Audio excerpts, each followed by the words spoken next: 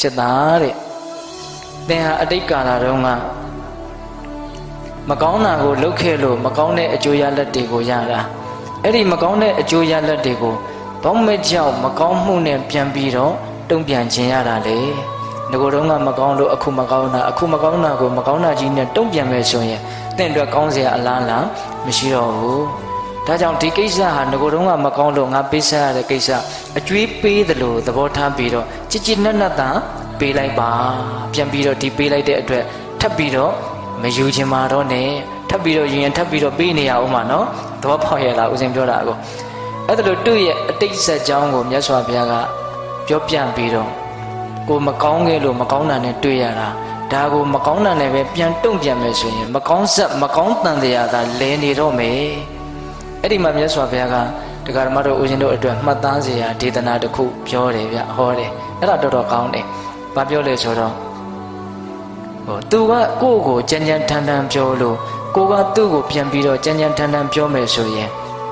တယောက်ပြီးတယောက်ပြောနေတာနဲ့ဘယ်တော့မှဆုံးတော့မှာမဟုတ်ဘူးတဲ့ဒါကြောင့်မို့လို့သင်သည်အနာပြတ်သောကြီးကွက်ကဲ့သို့အတန်မရှိသည်ဖြစ်ပြီလောတဲ့မြတ်စွာဘုရားဆုံးမတာ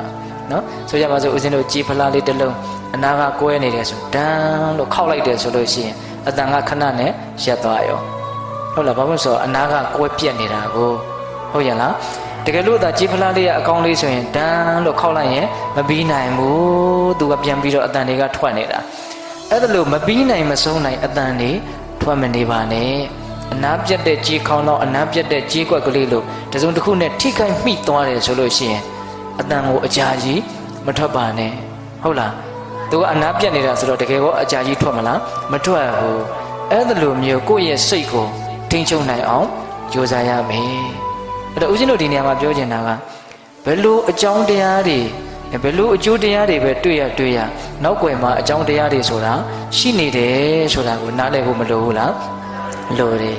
နားလည်ဖို့လိုတယ်ဒါကြောင့်အထူးသဖြင့်မကောင်းတဲ့လောကဓာတ်တွေနဲ့တွေ့လာတဲ့အခါမှာအကြောင်းတရားတွေရှိတယ်ဆိုတာကိုနားလည်ပြီးတော့ကိုယ့်ရဲ့စိတ်ကိုတတ်တာရအောင်ကြိုးစားဖို့မသင့်ဘူးလားသင့်တယ်ဒါအကြောင်းတရားအတိတ်အကြောင်းတရားပေါ့နောက်ပြီးတော့ဦးဇင်းတို့ဖြစ်ရတစ်ခုကိုအခြေခံပြီးတော့အလွန်ကောင်းတဲ့လောကဓာတ်တရားတွေနဲ့တွေ့လာတဲ့အခါမှာအလွန်ကောင်းတဲ့စဉ်းစားဆင်ခြင်နည်းတစ်ခုအဲ့ဒါကိုလည်းပြောခြင်းသေးတယ်အဲ့ဒါကဘာလဲဆိုတော့မြတ်စွာဘုရားလက်ထက်တုန်းကမြတ်စွာဘုရားနဲ့တန်ဃာတော်တွေဟာအလွန်လက်လာပပေါ်ပါတယ်နော်ကြော်စောမှုလည်းအလွန်ပေါ်တယ်ချီးမွမ်းတန်လည်းအလွန်ရတယ်အလွန်မျက်နှာပွင့်တယ်ပေါ့အဲ့လိုလက်လာပပူဇော်တက်ကာယအထွတ်ထိပ်ရောက်တော့ယူဝါဒတခြားရှိတာတဲ့နော်တိဋ္ဌိပရပိုက်တွေကတန်ဃာတော်တွေတွေ့လို့ရှိရင်ဘလို့မှသူတို့စိတ်ထဲမှာတိမခံနိုင်ဘူးနော်တိမခံနိုင်တော့ဘာဖြစ်တုံးဆိုတော့တချို့ဆိုရင်တွေ့တဲ့နေရာမှာဆဲတာမျိုးဆိုတာမျိုးစော်ကားတာမျိုး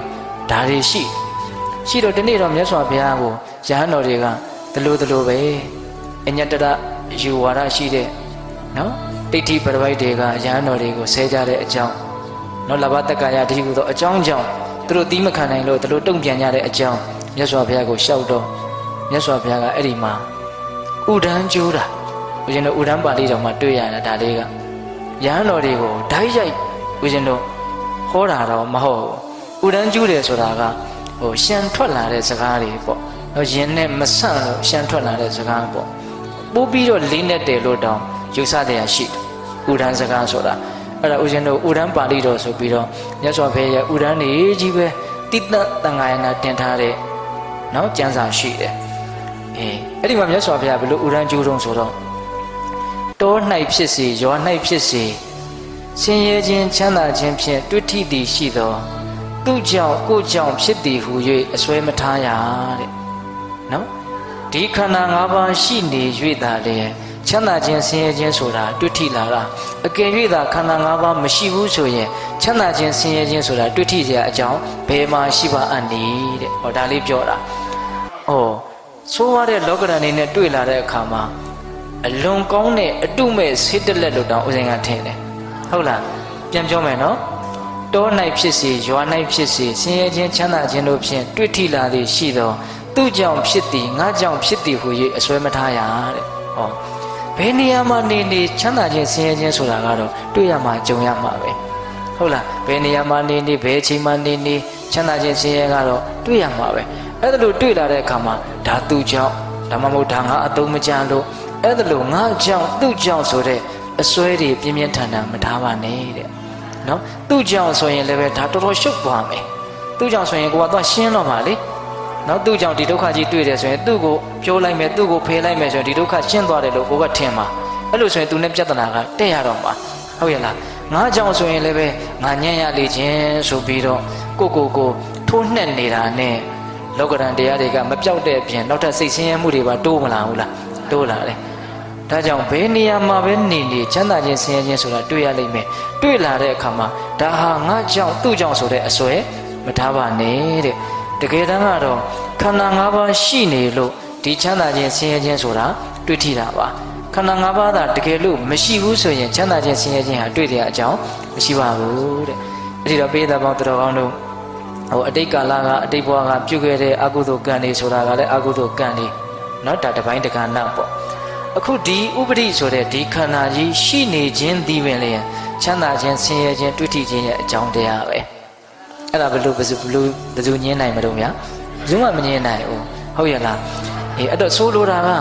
လူတွေကခက်တာကချမ်းသာကိုသာတွေ့ကြုံလို့ရပြီးတော့ဆင်းရဲကိုကြတော့မတွေ့ကြုံလို့ကြဘူးမဖြစ်နိုင်ဘူးဒီခန္ဓာကိုယ်ကြီးရှိနေရင်တော့ချမ်းသာလည်းတွေ့ရလိမ့်မယ်ဆင်းရဲလည်းတွေ့ရလိမ့်မယ်ဟုတ်ရဲ့လားအဲ့ဒါကိုကိုကအမှန်အတိုင်းနားလေသဘောပေါက်ပြီးတော့ဒါဒီပဲလေအကြောင်းတရားတစ်ခုပဲအကြောင်းတရားမှာတော်တော်ကြီးကျယ်တဲ့အကြောင်းတရားနော်တကယ်လို့ဒီဆင်းရဲခြင်းဆိုတာကိုမတွေ့ကျင်ဘူးဆိုရင်နော်ဘဝဇက်ချုပ်ငိမ့်ရုပ်သိမ်းအောင်နော်ဘဝရဲ့ပုံမှာတော်တော်မမောတဲ့တဏှာလောဘကင်းအောင်ကျင့်ဝင်ရှိတာပဲလေဟုတ်လားအဲ့လိုမကျင့်နိုင်လို့အဲ့လိုမဖြစ်သေးဘူးဆိုရင်တော့ဒီပုတ်ထဲကပဲဒီပဲဒီ